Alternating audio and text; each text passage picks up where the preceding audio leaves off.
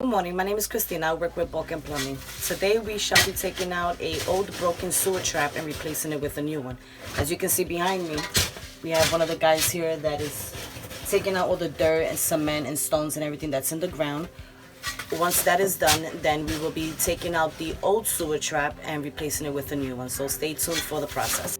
So at this point, we are digging out all the dirt and making sure that everything is nice and clean, so like that we could start digging out the sewer trap, the old sewer trap. This part here, what we're doing is we're taking out all the old concrete and the stone away from the clean dirt that's here. We're taking it upstairs to discard it, and then we will be reusing the dirt again. So here you see an experienced Balkan installer. What he is doing, he's breaking out the old sewer trap and making sure everything is out, so like that we can clean a little bit more around and start installing the new sewer trap.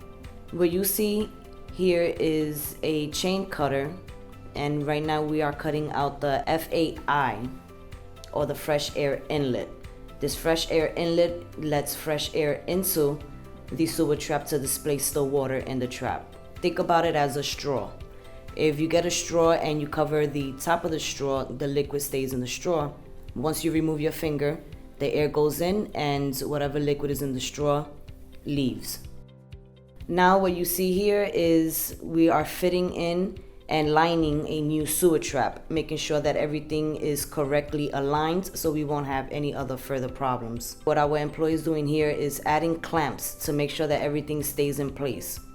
Once we start connecting to the sewer line and we are connecting to the F.A.I, making sure everything is in place and nothing is leaking out. Now we are installing a F.A.I, or fresh air inlet. Now we are installing a new trap.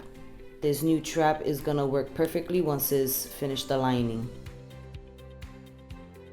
Here we are installing a new access pit. With this access pit, you can open the pit and clean it out, snake it out, and make sure everything is running smoothly.